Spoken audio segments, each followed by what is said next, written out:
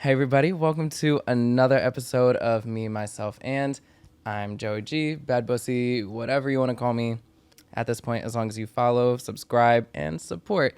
And another person who we should be following, subscribing, and supporting is my next guest today, which is the Queen Princess. Welcome. Thank you so much for having me. Of course, thank you for coming. We were just talking before we started recording. We've been with each other in real life, I think, once. Yes. Before this point. But immediately when I saw you, we met at Farewell. Yeah. Farewell Bar in Brooklyn. Mm-hmm. DJ Liam was doing it as fucking usual. And he introduced me to you. And immediately by then I was like, I know this is somebody I need to fuck with. Because I know, I was obsessed with you. You know, and you were with your friend as well. And I think you, me, and Liam were the only ones like getting down to Gaga. Like there's people like dancing to Gaga, but then like there's people like getting down doing the Judas choreo to Gaga. Like, and that was us three. Yeah, that's when I fell in love with Liam. Doing the whole thing. But it's good to have you, and I always wanted you on my show because once I got a following of you, already just seeing the name Queen Princess, I was just like, oh, this is a star right here. Clearly a star internally and externally. And I just wanted to talk to you about your music, your projects, also just you as a person. You're really fucking fascinating and just have such a good energy. What was your sign again? I know we talked about this. I'm an Aries. You're an Aries. Yeah. What's your birthday? April 2nd. April 2nd. Mm-hmm. Yeah. April babies. I'm April 26th. I'm a Taurus. Oh my gosh. But it's spring baby nonetheless. Yeah, you're so sweet. Thank you. I'm a Taurus sun, double Sag. Okay, I don't know the Aries is fierce enough. Yeah, I'm like, I feel like she doing it. Aries I feel like very, the Aries in me. I mean, all legends and divas are Aries. It's Mariah Carey, Diana Ross, and I'm trying to remember the last one. I think it's Tina Turner. And Gaga too are all Aries, and they're all born within the same week as well. So makes so much sense there. But I just want to have you describe to our viewers and our listeners who is Queen Princess. So the Queen Princess she was born about 2 years ago. She's always obviously been inside of me. Completely. But she, during COVID, it was a really hard time, obviously, for all of us. And I actually really started committing to fulfilling who I am. Yeah. And thank goodness I was able to move to New York, and I spent a lot of time alone during COVID and with a best friend of mine during the time. And I just started writing, and then I met an amazing producer, and he was like, I want to record with you. Yeah. Okay. And so like some R&B, soul, pop music started flowing out of me. And it felt right. So then I decided, I was like, okay. I love my name also, like Yolanda. I love it. I love Yolanda. She is my favorite. Obviously, she's gotten me here today. Completely. But I really wanted to like awaken a different part of myself, and obviously like a huge Gaga fan, and so I saw her, talk about how she invented Gaga, and I was like, I need to invent that part of myself. Yeah, and because it's just an extension. Yes, that's all it is. If anything, exactly. Like, why live with just one entity of yourself? You know what I mean? Why live with just Yolanda? You could live with Yolanda and the Queen Princess. Exactly. Gaga couldn't be just Stephanie. You could be Stephanie. You could be Gaga. You could be Beyonce. You could be Sasha Fierce. You know? Yes. Yeah. And I mean, anything. There's so many parts of us that I don't. As soon as I thought, oh, I could be the Queen Princess, I remember thinking like, how did that just come to me? Like, how did this just happen? But it was right, and it was on time. So. But like what you said, it was there. Yeah. The whole time. Always. It's just time and place, as like cliche and corny as that is, but like, it's true when it happens to you. It really does. What was that moment for you when you realized like this life right now here in Texas isn't fulfilling me? Queen Princess is what's gonna help me blossom. So I think that I had went through a really bad breakup, and I actually spent a little time in LA as well before I came here, and then I was so blessed and had like a random phone interview with GLAAD, and they like gave me the job, and so I moved out here. And as soon as I like was able to like step foot in New York City, I was like, thank goodness. I came here as a kid a lot, and I always knew I wanted to end up here, but there was something about when I like rode the train to my apartment. I was living in Harlem at the time, and I just stood in front of my door and I just cried. Like I was just like, all right, like this is what I've been working for. Like, this is we did it. gonna be hard as hell, but it's gonna be. But it felt so right. And then like yes, from that point on, it's been a roller coaster, but it's been a beautiful ride for sure. That's great. What have you like? What kind of benefits emotionally and mentally have you seen thus far from the moment you've started to embrace and embark on the Queen Princess's journey? So something I'm really learning, like letting go had the impact of like the heaviness of that, of not being able to let go, right? And especially going through like a breakup. Yeah. It was the first time I had ever felt I was in love also. So it was a very major moment in my life. And I'm still learning this lesson of letting go every single day. But that is something that New York has taught me, that teaches you that I'm understanding that's my biggest battle, but that's been the biggest asset that I've learned. Letting go. Yeah, I see. I've been thinking about that a lot too, and I just wanted to add this point because I have the same, I don't want to say issue as well, but that's something that I kind of struggle with, and I think it's because maybe people like us are control freaks, if you want to say. Absolutely. You know, so Yeah. there's so much, especially like from your background, although you've achieved getting into GLAD and all that, embarking on your own music journey, like that takes a lot of fucking work. Thus forth, it kind of builds you up mentally to make yourself believe that you could achieve anything because you can control it, which is great. Right. But you can't control everything. Yeah. I used to think that I wasn't a control freak too, and I know that like my friends when they watch us are gonna be dying. But I used to think that, and it was actually a date that I went on last year. A guy straight up told me, "You're a control freak. No like, way. You can't control everything." Yes, because I told him I was on a date with a guy and he happened to be an Aries, and I have this really weird habit of dating like completely opposite people of me, like toned down, like very quiet introverts, It's right? so fun. And I was like, I love that. But I was like, okay, I want to change the way I date. I want to change the people. So this is like one of my first dates with a guy that was like me. And we're having the best time on this date, right? And I'm like, damn, this is what motherfuckers get when this is what they get when I'm on the date. So I'm thinking, and I'm like, and he's like, why are you so surprised? Like, we're having such a good time. And I'm like, you know what? I usually date this type of person. And he was like, that's because you're a control freak. And I was like, what do you mean? He was like, you like to have that control of the situation. And I was like, honestly, I'm not gonna lie. And it's true, and it made me reflect a lot. But yeah. But I think it's because we've seen our control kind of work out in our own benefit. And to other people's benefit too. Like my mom has a pillow at home. It literally says, "I'm not bossy, I just have better ideas." And I'm like, that is a scientific fact, you know? And it's not like any type of like cocky shit or whatever. And like, maybe it's because I'm a Taurus or something. I don't fucking know, or stubborn. But like, I just haven't started an ear when it comes to shit. And sorry, like everything that it says is kind of right. Like I don't sound like an asshole, but it just so fucking is. The girls that get it, get it. The ones that don't, I'm sorry, don't. Beethoven once greatly said, like, and so that's my problem, like with control, and I relate to that so heavy. And something that I've been thinking of, I think for the past year now, like I've been in New York for a total of like 5-6 years now, but like it was kind of split up in like fragments. Like I did like, now I'm on like my 3rd, 4th year leg, and then I did 2 years earlier before a few years ago with college that went disastrously in my freshman year. But you know, we learn you can't control everything. Yeah. But something that I realized this past year is like, I'll be running down to the train. Excuse me for going off in a random tangent, but whatever. No, please. I'm running down to the train to catch it.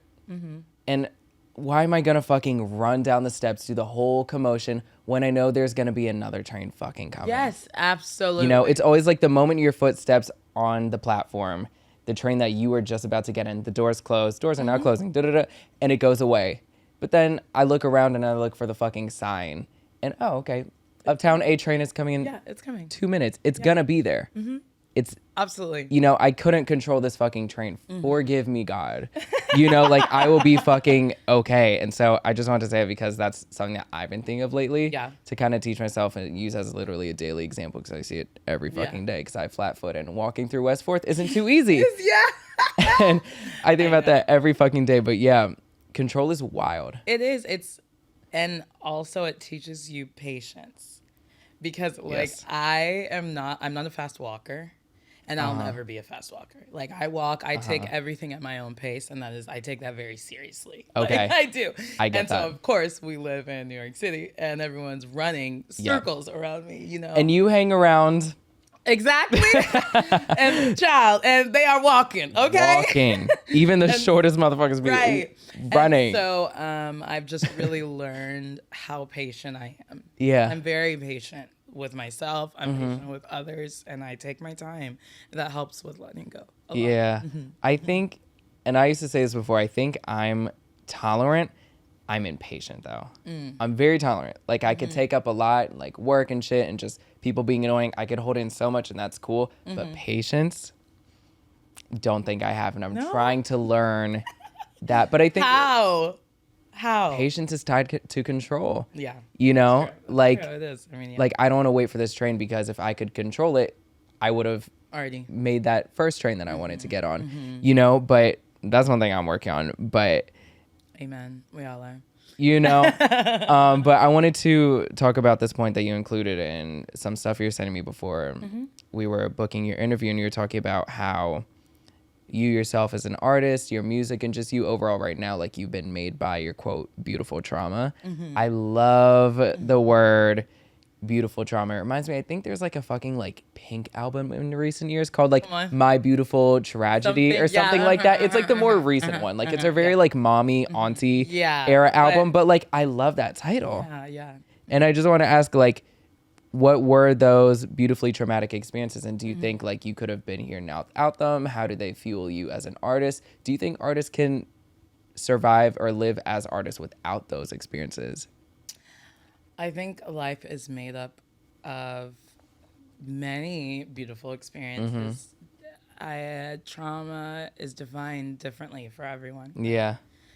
So for me, things like losing my father when I was 13, that was so traumatic, but I wasn't able to really understand it until I grew up. You know, things like my mother, she was in a coma at the time. And I was very alone during that time. My siblings were all gone. I had to take care of my little brother who has autism. Yeah. And so just that, and that's just my childhood. That's just like a little excerpt from my childhood. Yeah. So I think that for me, I don't think I could be who I am or where I am without these traumas that I've had, especially like COVID. Oh my God. Yeah. One of the worst years of my life, to be completely honest, but I don't even understand how I am where I am today, because like when I tell you, I was like, is this the end in 2020? And now I'm like, wow, I cannot imagine. If I didn't go through those things, I wouldn't be here. Yeah. That's just like a fact. It's a fact. I wouldn't have the courage to do it. I would not. And my best friends and I, we have this motto, and we literally say it all the time. We text each other. All we say is, we can do anything, because we can do anything. We can do anything. We're capable of as much as we're able to push ourselves, you know?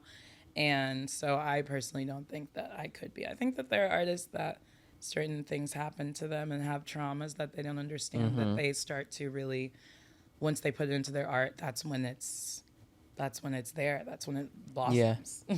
Because then it comes genuinely, you know? And I wanted to ask you, how do you think trauma can fuel, but also somehow, some way, fuck up art? Oh my gosh, yeah. Whether that's art, you know, the product and art piece itself, or you as an artist. How can it fuel you, but also at the same time fuck you up?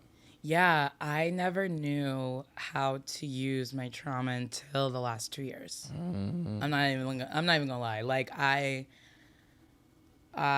was running on, whenever I graduated college, I really made it my like point to get my dream job. And I was working at 106.1 Kiss FM. Yeah. I was doing my thing, and that was just because I wanted to. These were dreams that I always tell people, I want to be like Oprah. I want to be like the Beyonce Oprah. And I was doing that, but I wasn't able to channel my music because it was so deep within me, and I didn't understand how to reach it. Yeah. So the fear can really stop you from that. And I am so lucky to be so fearless, but I wasn't able to push through to fulfill my purpose and be fearless until I allowed myself to feel trauma and to feel the sadness and to feel the joy after the sadness, to feel all the feelings. So I think that definitely the fear can stop you. And I'm seeing it now with a lot of people. Like, it's hard after, especially COVID. We all lost so much, and it's been hard for everyone to pick back up. But I'm very blessed. Like I said, I'm very blessed. I have this fearless spirit already. Yeah. And so I've been just really channeling it and like putting a lot of energy into that part of myself. Yeah, completely. I love that. I love the fact that you let your dreams grow. Yeah. You know, like you did the radio thing, which for a minute you probably thought was like your number one thing. Like, this is what I'm put on this earth to do. I was so happy. And it was amazing. It was amazing. Oh my God. Like, best times of my life. For sure. And at that moment, maybe you were just meant for that in that moment. Right. And maybe now in 2022 is the Queen Princess's moment. Right. And I think that's one thing that I struggle with, and I think a lot of people struggle with, is that if we're not like child proteges of some type of medium, art, or skill, it's too late to evolve and move on to something else. Right. Oh, right. You know? And I feel like, I don't know, in smaller towns, it comes off that way. Yeah. It comes off like you have a time limit. You have to do things in a timely manner. I mean, I beat myself up so much because I didn't graduate college until I was like 26. And all my other friends, all the other girlies, you know, when they're 22, 21, they're doing all their things. But I had to take time off. I was straight up. I was like, I need time to figure out what I want to do. Like, I just need time. Yeah. And that's so true. People really, like, we really put ourselves on some sort of like time limit, as if who created that? Especially for creatives too. Like it's this whole thing of like, oh, I have to have known piano and been an expert ballet dancer at 6 to be something at 25. Right. You know? No. Everyone considers those years like your beginning years, but no, like you could still exist as a beginner or a newbie to something. Absolutely. Later on. And I think dreams, like there's not just like 1 or 2 or 3 dreams that like you have or purposes you have through life. Ever. There's multiple. Oh my gosh, all the time. And even, you know, I recently was so blessed. Shout out to Jace Vegas, that booked me at the Stonewall. And even that, just being booked at the Stonewall, in my head, I was like, if you could have ever told me my first New York City show was at the Stonewall. I would have been like, a historical landmark. I'm like, come on. Not just some fucking piece of property rented by some white man. You better listen to this history. Come on. That is, you were performing at a historical landmark. And I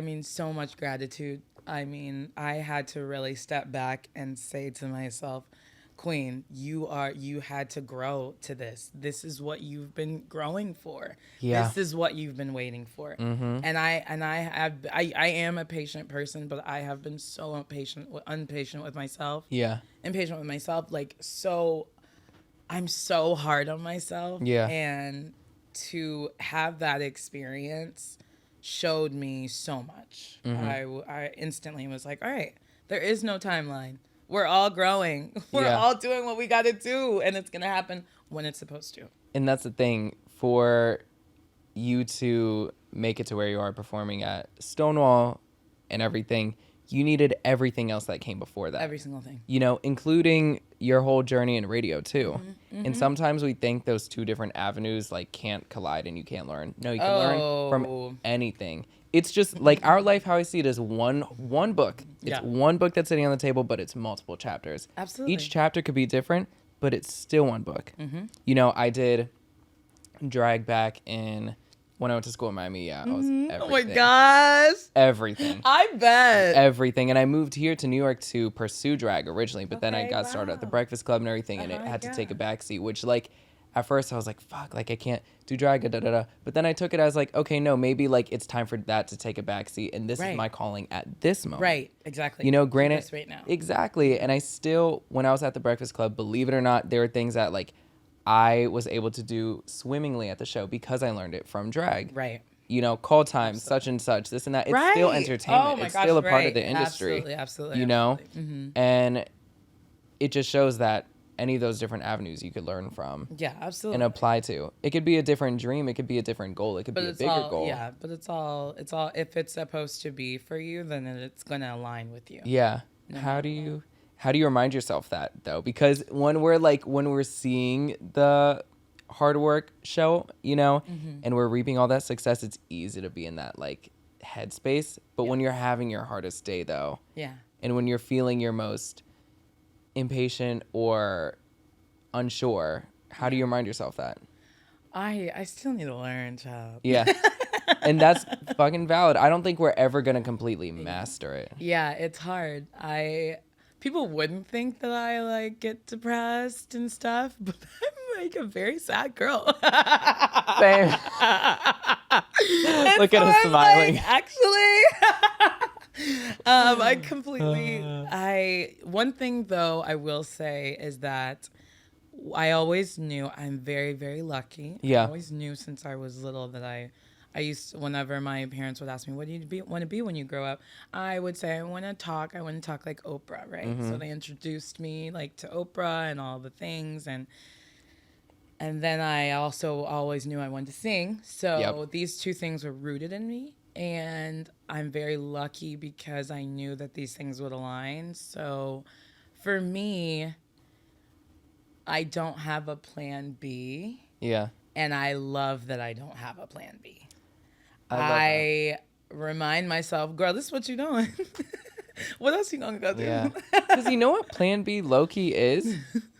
The plan A. And plan B is kind of fear when you think about it. No, it is. Like plan B is kind of like, of course, like, yeah, like idealistically speaking, being like practical, like, yeah, like you need something to fall back on. But also at the same time, plan B could turn into a fear tactic really quick. And that's why I have been adamant about not ever having a plan B. I'm like, your number one, don't have a plan B person. Yeah.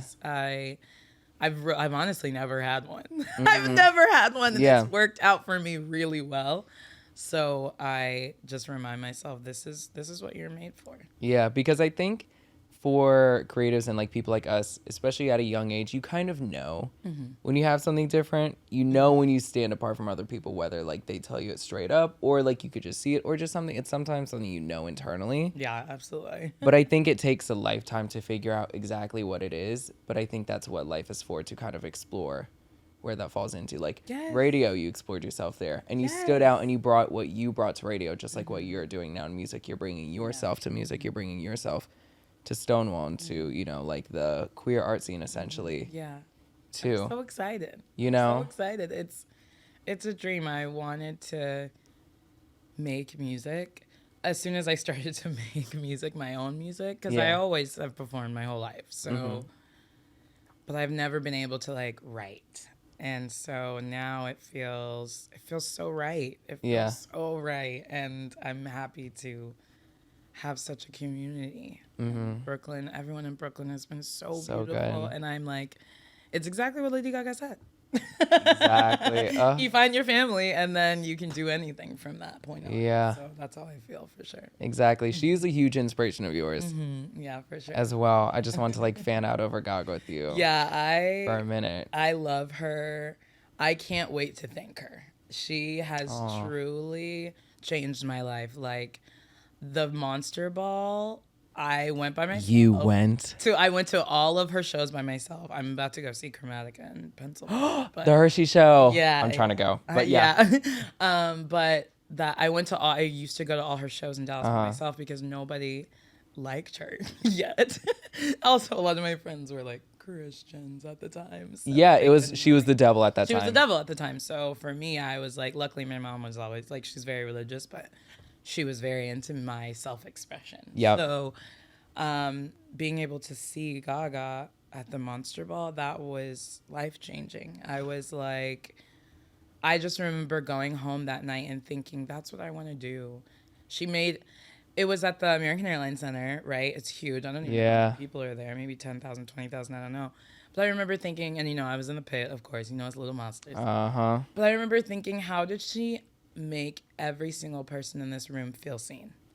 Every single person I could cry. In this room. How did she do that? Yes. And I remember thinking, I knew I wanted to sing, but I want to do that. I want to reach people and make. Yeah. And that was the first time I was around drag queens, and they were beautiful. I remember, I was just like, this is what she be doing. Exactly. I was blown away, and it changed my life forever. And till this day, me and my best friend, we always say, oh my God, we made it to the Monster Ball because we made it to New York. And it's like, way. Yeah, it just feels so right. So I can't wait to thank her. I really can't. That's so beautiful. Yeah. I was just thinking about that because whenever in my free time I'm doing shit like cleaning around my house or whatever, always put on like a podcast or whatever, or just listen to like an old Gaga interview. Ugh. And just sit and listen to her. It's like talk. Meditation. It's everything. Have you seen the one with her and Oprah when Oprah went on the tour? Oh, woo! Absolutely. If you ready to cry? That one. That one taught me hard to watch. Yeah, that one's hard to watch. But that one's even better because so my older sister, she has fibromyalgia. Yeah. And also my older sister and I, we've been able to reconnect. She's been away for a really long time. And so it's funny because she's always like, oh, you're so crazy, you're so wild. But she and I bonded over the fact that how open Gaga is about mental health. Yeah. And her, her issues. And she even helped me reconnect with my sister. So wow. Me and Gaga, we love. I love her so much. I want to see that. Yeah, it'll happen. Absolutely. Are you kidding? It'll happen. Yeah, it'll happen. You're already giving Princess Di with the exactly. Mm-hmm. Oh, I know she's gonna love it too. Oh, I know she's gonna love it. I love that too. You'll see random interviews of her whenever she's interviewing somebody that's or adjacent. Yeah. She'll be like, oh, I love so and so. She just gets it. Knows. She's a girl that grew up here, that grew up around people like us. Yeah. She gets it. There's that video of her where she was talking to an interviewer in UK or whatever. And she was like, oh, I wore a dress similar like that the other day. I was going to wear that again, but so-and-so.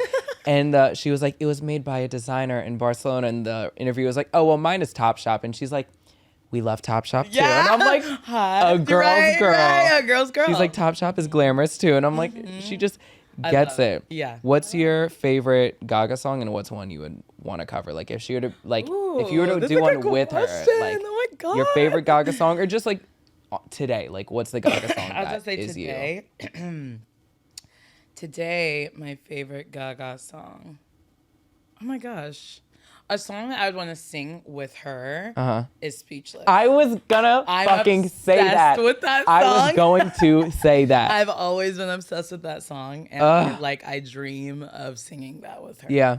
I think that'll probably be something that I do. But my favorite Gaga song, I don't know. I was a huge fan of Hair on Born This Way. I was a huge fan of the Born This Way. I mean, I'm a huge fan of all of them. Yep. But Hair, something about Hair. I don't know. Hair's my favorite Gaga yeah, song. Yeah, that's a good one. That whole album, no skips on every album.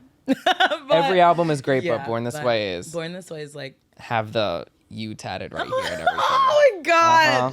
It's everything. I also, people always clown me for this, but The Cure is one of my favorites. The Cure is so cute. The Cure is very cute, and it's very me too. It's a very Aries song. I will fix you anyway. Ooh, my best friend is an Aries who's in a new beautiful relationship, and he's exactly that. Yeah, it's a very Aries song. So anytime I hear it, I'm always I heard it at the Rosemont a couple months ago, and I was like, oh my God, y'all play Oh my gosh. Yeah.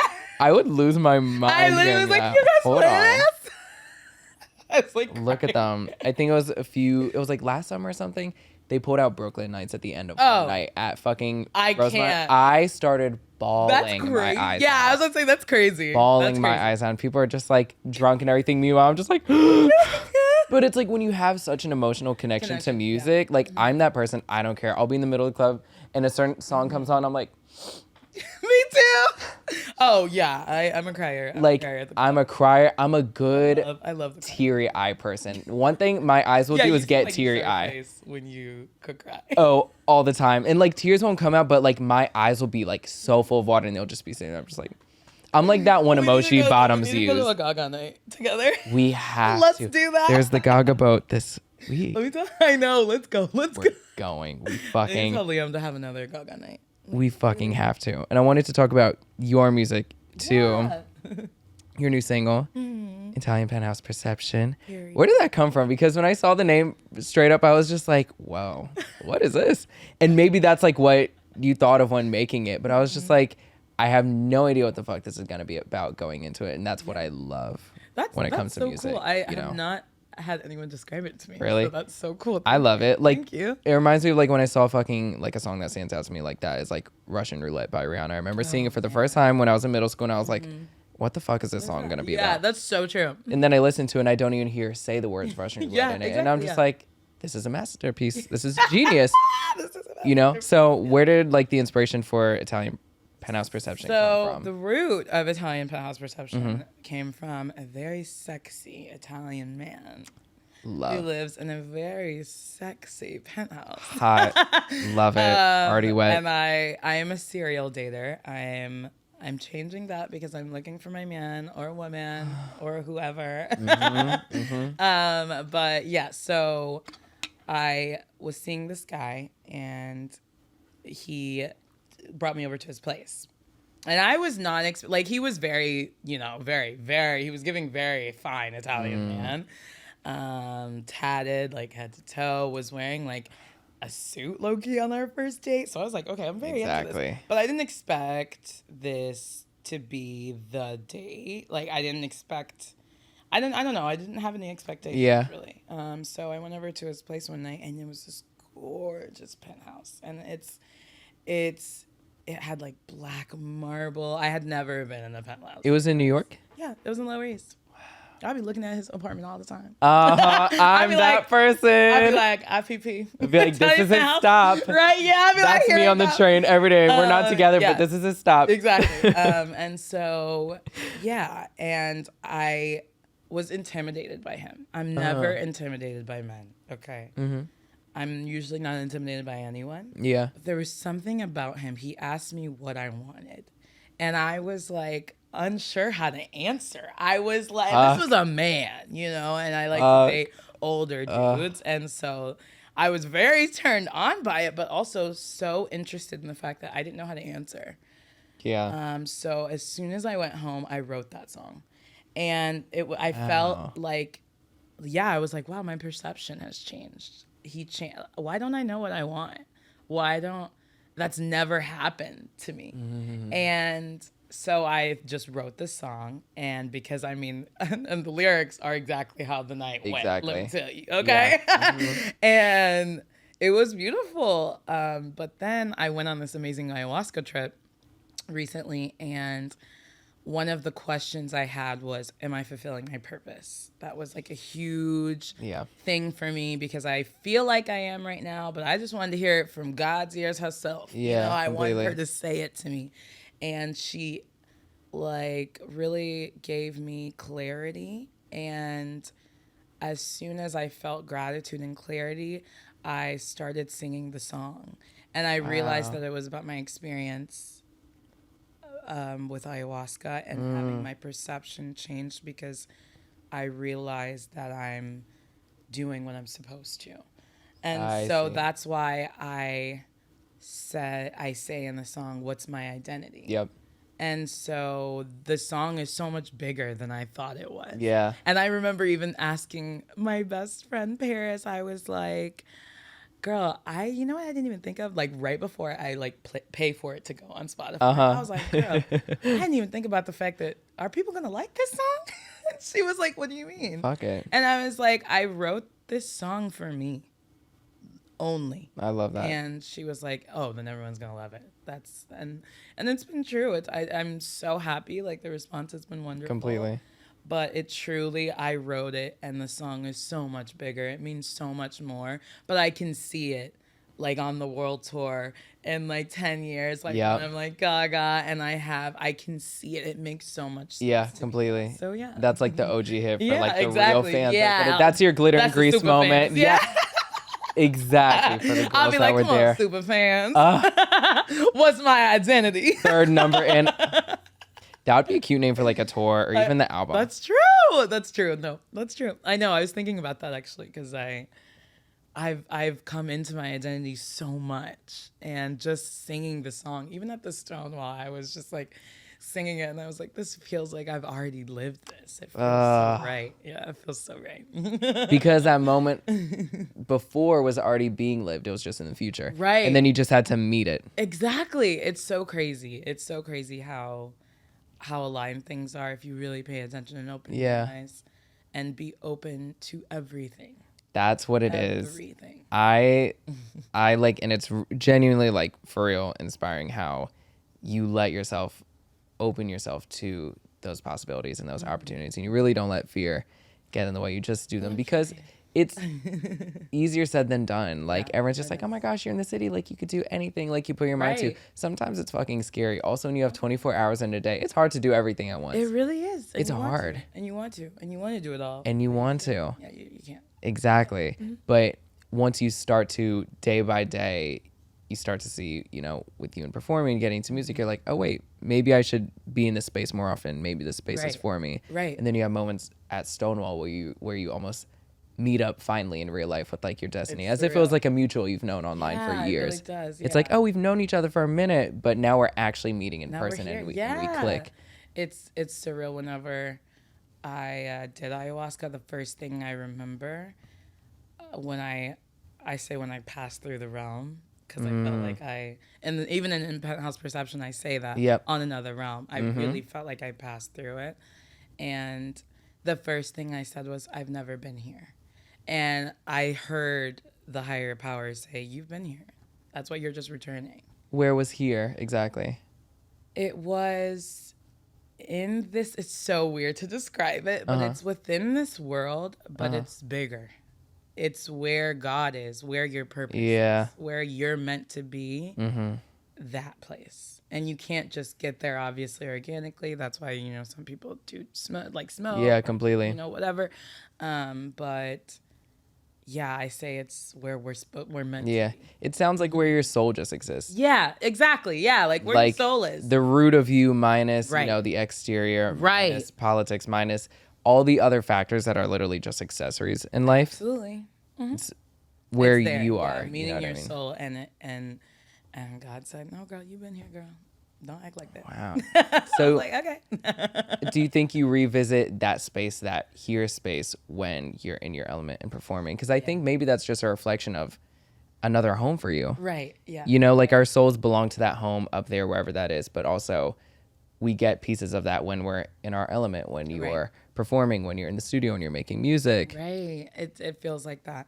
People are always asking me now. I've noticed I've gotten a lot of questions like, oh, who is the queen? What is she like? Or what do you feel like when you're recording? What's it like recording music and stuff like that? And I'm like, it's me. It's me. It's just me. It's my soul. It's who I am. That it feels like when I'm recording, when I started recording Italian Penthouse, and I have a song out called Shy that's about to come out.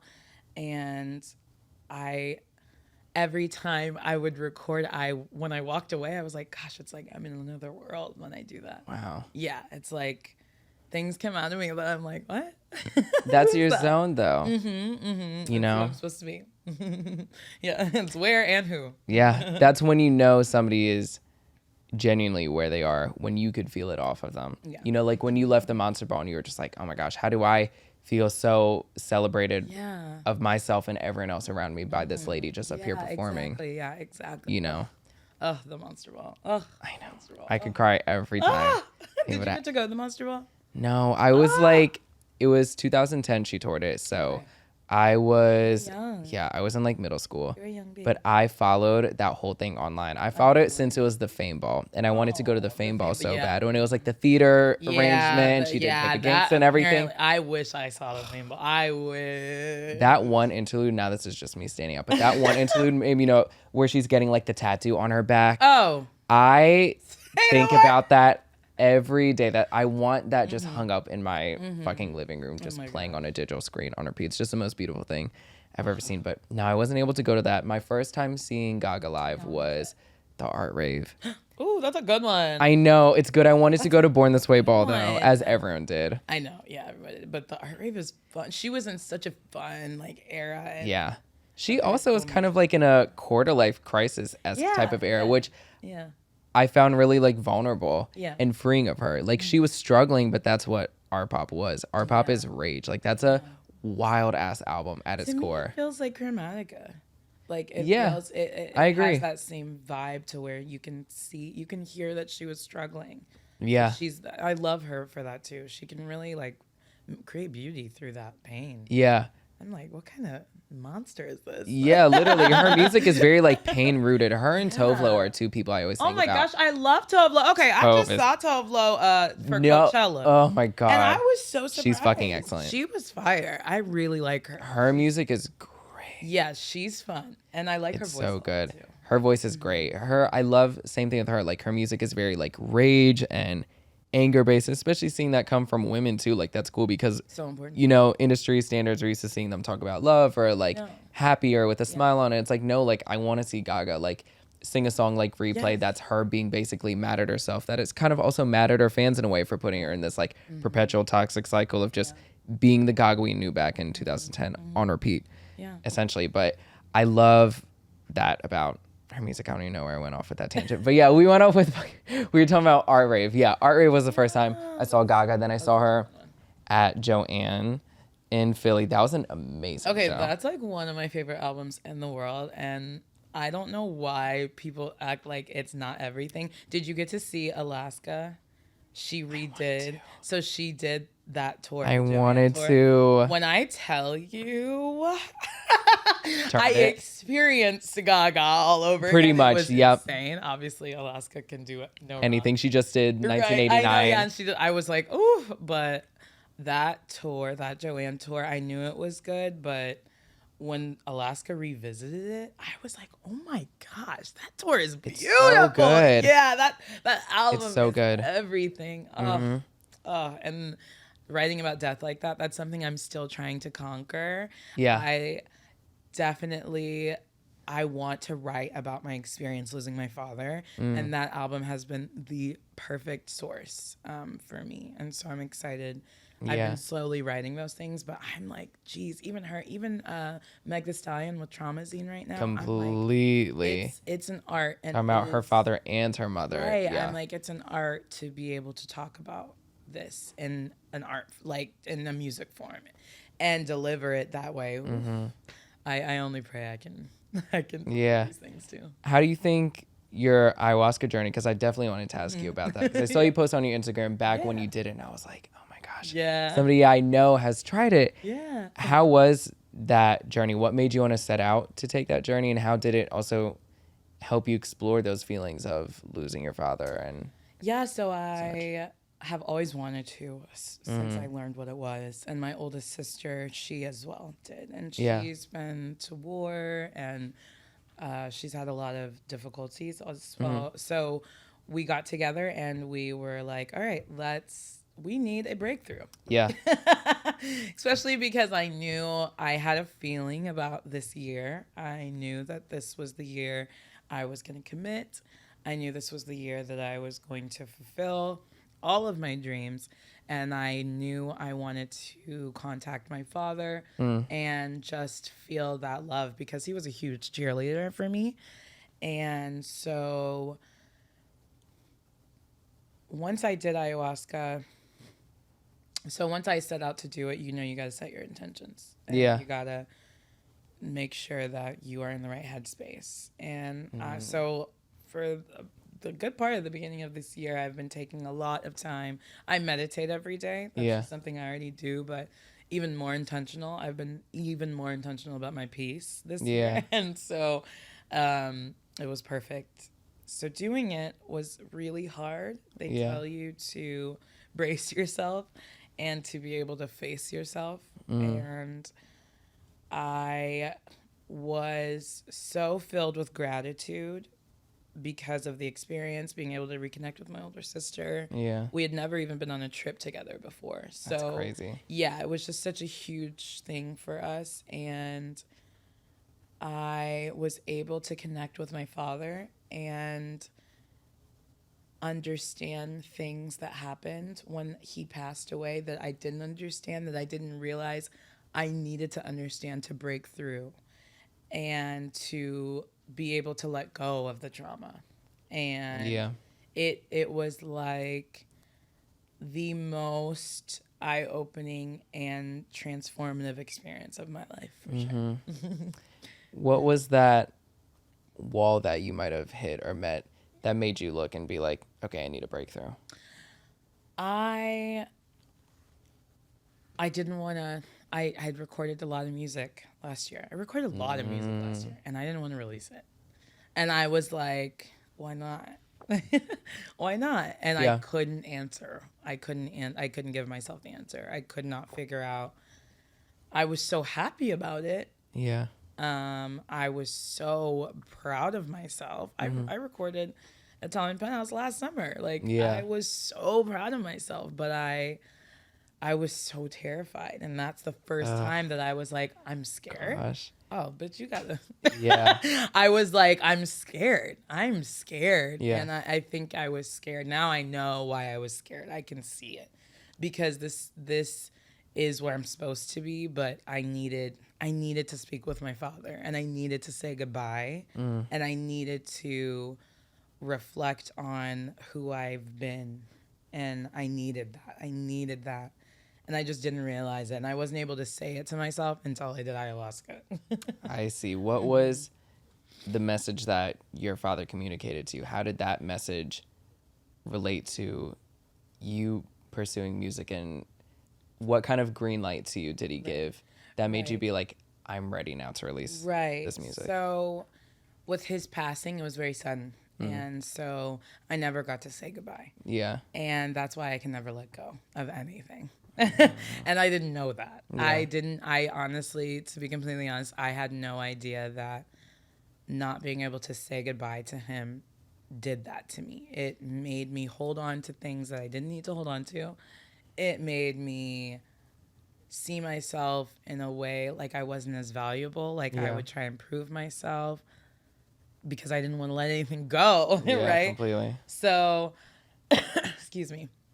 So I was able to connect with him and say, hey, I need to talk to you. Yeah. Because I know that you always, also he was such a big cheerleader for me. He was someone that was, him and my mom both. They were both like, you know what? And I'm African. So like an African traditional parents are not telling their kids that they can be a superstar. Yep. That's just not happening. And so I knew I had their support, but losing him, I was kind of like, ugh, is it right then? Is it right? You know? If he can't be here. If he can't be here, also if I need to take care of my mom. I need to take care of my family. Do I need to take care of myself? Yeah. Is my music really going to fulfill me? Is that really going to be it? So I really truly just needed him. I needed to say goodbye to him, and I needed to tell him, I guess, because I was little, right? So I didn't get to tell him, I wrote this song that I'm really proud of. I wrote, I actually think I'm ready to do this. I fell in love. I've never been able to say those things. Yeah. And I think that breakthrough helped me. That breakthrough helped me understand that I was brave. I was just as brave as he always said, right? And also, I have this feeling of feeling forgotten. And that's another reason why I didn't want to come out with the song, because I didn't want to be like a one-hit wonder or like, something like that. And so he literally just had to reassure me, like, you're not forgotten and you're doing everything you're supposed to do. You're doing everything you said you would do when you were 6 years old. Yeah. And even just hearing him say, you're doing what you told me you would do at 6 years old, I was like, oh my God, it changed everything, Yeah. I just needed that. And he always gives me my love. I've always felt very connected to him. So that's another reason why I was like, why do I feel so connected? And he was like, because I'm in you. Yeah, I'm within you. And my family, my father's story is amazing. He moved my whole family to America. My mom, they had nothing. And then I was born as a first generation. And so, these are really hardworking, beautiful people that I want to make proud. And I want to make sure that I'm making them proud, but most importantly, I'm fulfilling myself and making myself You're not proud. feeling any type of burden. Right. From Because them. exactly. Or pressure. Exactly. Yep. And all of that was lifted for sure. So like now I feel ready for the world. Yeah. It's crazy being Yeah. a first gen kid out here. It's Would you do wild. ayahuasca? I've always wanted to. I think I'm at that wall Okay. where I want to. Okay. Like I've always thought about it, and you know, I heard like Chelsea Handler talk about it, and like I know. everyone kind of like Her experience was cool. it was cool, right? Yeah. How she had to do it 2 times. Yeah. I think that says a lot about her as a person. That even under that, she wasn't ready, She wasn't. and she didn't want to. Right. And it's crazy because I had that experience too we did it twice. So Really? Yeah, so you do it on a Friday. The retreat was like 4 or 5 days. We did it on a Friday, and you actually had the choice to do it twice on Saturday. Wow. But I was like scared. My older sister, she's a beast. You kill a girl. Fuck. But I was so scared. But Friday, I had that experience. I was so scared. And then I literally, they say you purge, so you experience it in any type of way, right? So my only purge, the only form I was able to allow myself was crying. So I cried for like 7 hours on Friday, the first time I did it. Wow. But it wasn't until like maybe like 2-3 hours into the trip, I heard someone say, "Let go." And then after I heard, and it must have been the higher power. Wow. Yeah, it must have been the higher power because as soon as I heard it, I was like, that's what's wrong. I can't let go of anything. And as soon as I said it out loud, I cried. I've never cried before. Never in my life have I cried like that. But it was it was like that. It was like I didn't want to let go. I wasn't ready. Yeah. As soon as I was ready, like the next day, that's when I spoke to my father. I was able to it was amazing. It was amazing. So yeah, you have to be able to let yourself get there. Yeah. Do you because I think my worry about it going into it here we go, being control freaks again. I'm like how people are when they're afraid to ride planes. Yeah. They don't want to leave their life in the hands of this one person. I'm just like, oh my gosh, I'm gonna be completely like vulnerable. Right. And not even of like another person, of a guider, or what's the correct term? shaman. A shaman. Yeah, exactly. Somebody that's guiding the practice for you. I'm not worried about that. I'm more worried about really just like what Gaga says, like just like the voices, the demons, like those voices in your head. Like I'm scared as to what the fuck those are. Yeah.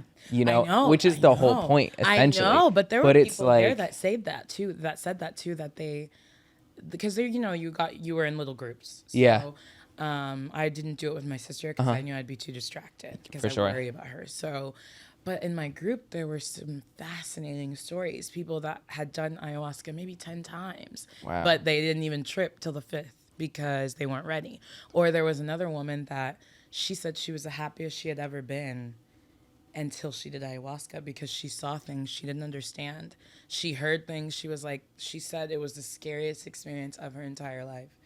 And she was like, I didn't get it. So then she was like, she went away for a year and she was like so depressed and confused. Like, my life was going so well. So then she finally returned. And when I was there, she was like, I need to find out what that was about. And so she was brave enough to return and do it again. And by the end of the weekend, she had found her answer.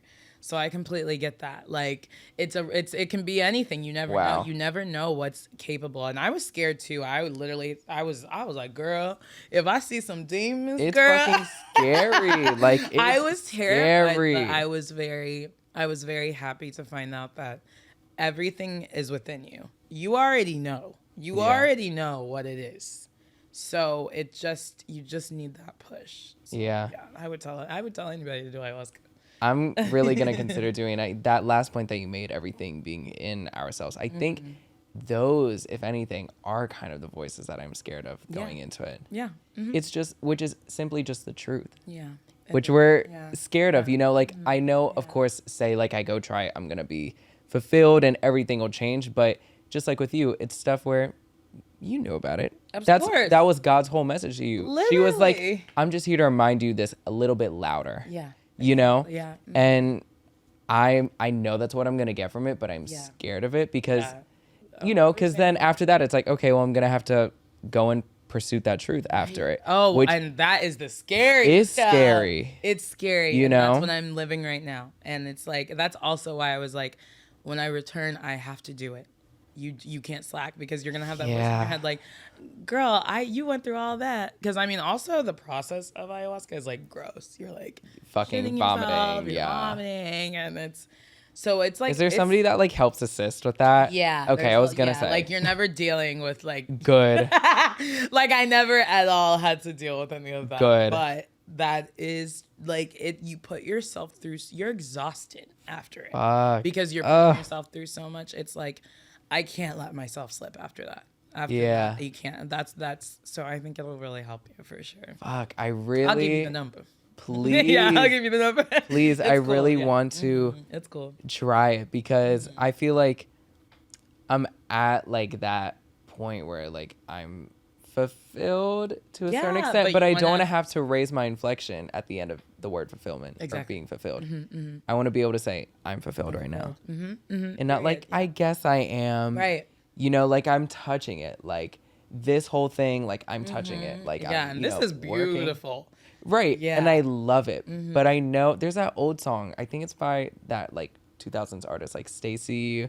Or is my God. There's Gotta Be More. There's gotta be more to that. Yeah. That song is so real. You like Stacey Rico. Yes, Stacey Rico. Yeah, you posted that the other day and I was like, period. Is a spiritual. That song is like whenever like I always joke whenever my friends like post on their Instagrams or Twitter that like they'll just post like the Spotify link of that song, I'll have to check in on them because I'm like, are you okay? Because like if you repost like a fucking like, posting, you're gonna be like, girl, you good? Are you okay? Because it's like if you repost like a sad Summer Walker song, I'm like they're just going through guy shit. They're fine. But like if you repost that, I'm like, no, it's true. That is a song about questioning life, suicide, etc. Like that song is scary, but it's so real and it's so real. And I think for the past 2 years now, to be honest, like it's like one side of the coin I've been like completely happy, completely fulfilled, very much like Gaga, like in her early Lower East Side days. Like they're the best days of your life you're gonna look back on, but also at the same time I'm just like fuck, like this shit is wild. And it's not even just like wild by like circumstance or situation or just like the age we're in, and you know we're in our 20s, blah blah blah, it's all gonna be crazy. But I'm like, no, like I want to make sure that other side of the coin isn't rusty like the other side. I want it to be a completely shiny, beautiful coin, and it can. I just need to dust it off. You just need to let go. Yeah. It's not like you just need to let go. Does it sound like it?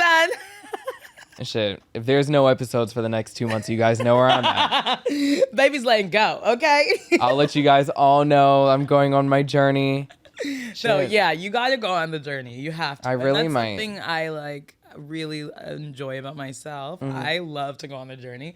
I just like to bring people with me. Yeah. I'm really good at being alone. I'm really good at that. But I love the journey. The journey is so important. It is important. People don't realize, like, Miley was right.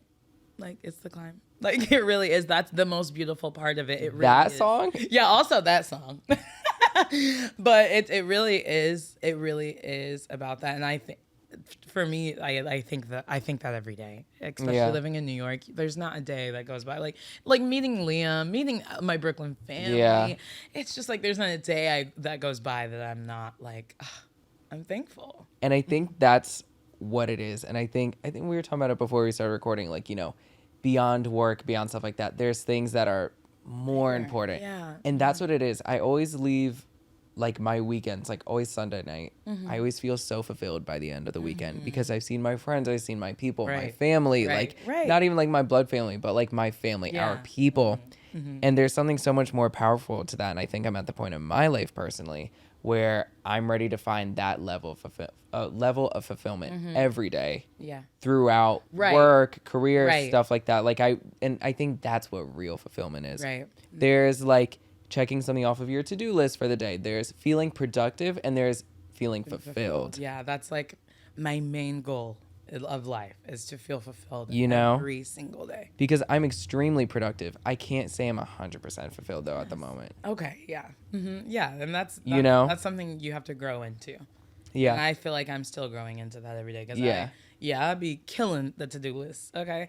But until Exact this in year, Aries, right? yeah, right.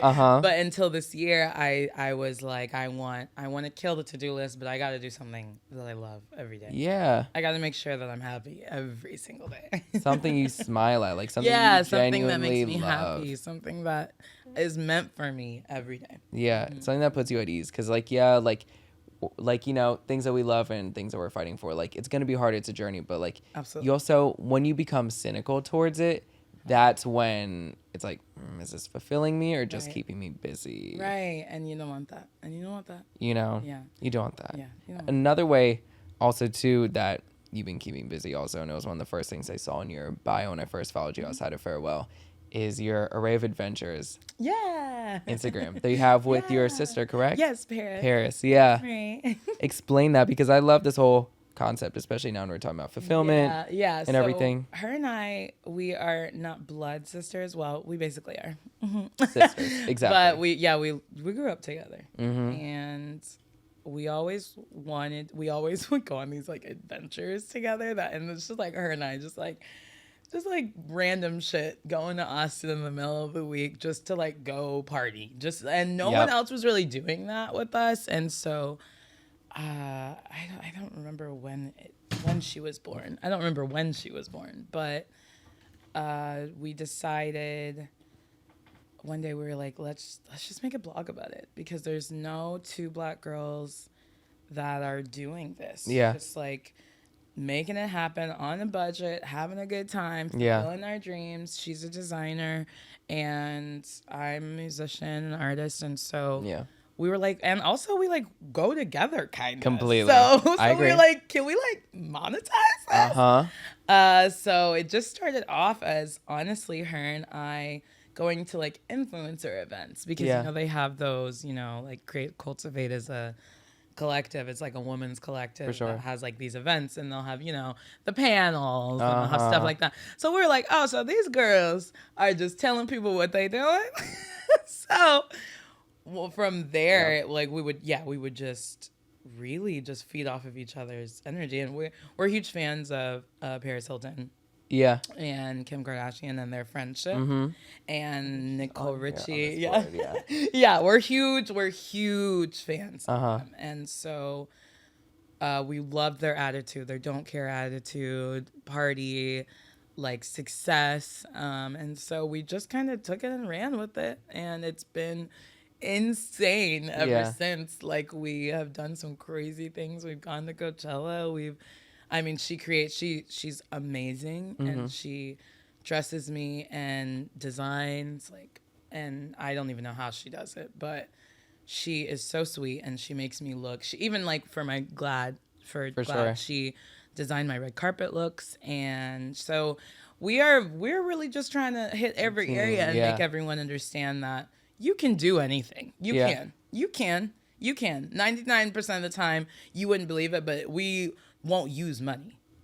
Like, people won't believe that, but like a lot of the time, just now we have started to like have to put a lot of money into our things, like the music video. I have a music video dropping, and we've dropped a lot of money on that, because we're like, okay, let's see what it's like to do that, because we can do it all. We edited the video. Yeah, we know we have you know, cameras, we have all the things, but we're like, let's see what it's like to have a team again, because I was an executive producer at one time, and she was a stylist on my show, and it was beautiful. We had this whole, you know, crew, and we loved it, but it's just so easy to work together. Completely. You know, and so and it's a different experience too. Exactly. Just working one-on-one with your friend versus like, all right, let's enlist the whole team and just make it a production. Right. And so yeah, we had a team, and it was great. But even then, we were both like looking at each other like, we know what to do for next time. Yeah, you know. And so Array of Adventures it's so fun, and it's something that fulfills us, and it's important to us. Yeah. It's good to have something outside of our grinds, our like passions and stuff like that. Like, sometimes it's fun to just have like. And it's not even to like lower it down to a hobby, but even just speaking about hobbies. Like, sometimes it's just cool to have something you like doing that you don't get paid for. Just literally shit you like doing. Like, oh yeah, I like to go to concerts. Oh, but do you pay for them? Yeah, I pay for them, but I still go and I have a good time. It doesn't have to be like, oh, well, I got invited to this show. That's why I'm going. It's a work thing. Right. No, you could just go because you want to go. Right. And then literally have a good time. That's our motto. Like, we want to always have a good time. Yeah. And have an array of adventures. Exactly. But we're expecting an EP soon too. Yeah. Correct? Are you going back and forth to LA to record, or is it finished? So I was just in LA because I have a producer over there, but I am so lucky that I met. I love the gays. I love the gays.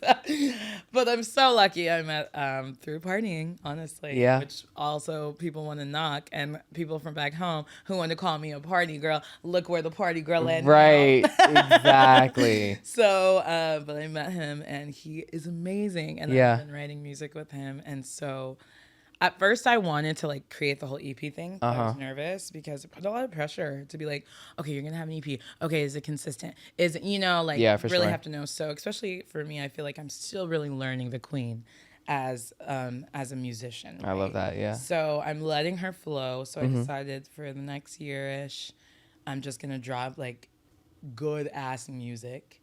And I met my friend Sam, and him and I have started writing music, and I finally feel like, okay, I can make an EP with this stuff. Like, I wrote a song, and I'm so excited. I'm so excited about it. It's called Tender Breakthrough. It's so good. Tender Breakthrough. Yeah, and we're gonna drop it in the fall. But like that song, I think is gonna be on the EP for sure. Tender Breakthrough, and then Shy as well. Yeah, Shy. Ooh, Talked about Shy earlier. is so fun. Yeah, Shy is like.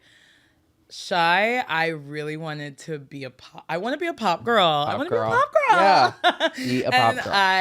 I just decided, no, I'm going to do it, and I'm going to write a song about how sexy I am. And I did it. Exactly. I did it. And I love the song. It's like one of my favorite songs that I've written.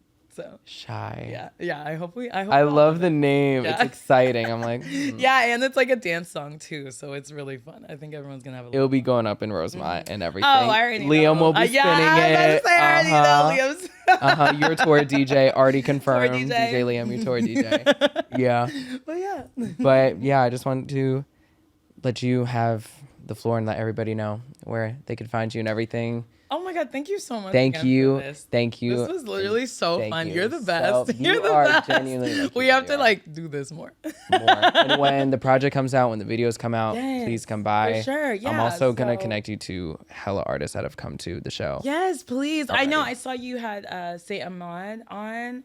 Oh my God. Saint Ahmad on. Oh my God. Upcoming, we just recorded Jay Saint. He's nice. amazing. Yeah, he's done a lot of like work in the industry as well. He used to be with Bad Boy. He's worked for Danity Kane. He's brilliant. That's iconic. And his music itself is excellent. Okay. So, yeah, we got to kick it. But please follow me at All Yield to Yolanda. I also have TikTok. I know the kids. Yeah. And guess what? It's the Pretty Black Girl on TikTok. Right. Exactly. Yeah, please follow me. And Spotify, my music is anywhere you can listen to music. Yep. You can look up the queen. In the video too. Yes, the video. Okay, so the video will be out by this is Friday, right? So the video drops on Wednesday. So the music video will be out. It'll be on YouTube.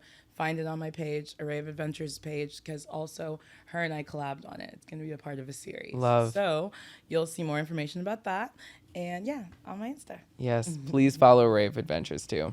And keep up with that. And you all can follow me at Bad Bussy. Keep up with the podcast and everything. And until next time, we'll see y'all next episode.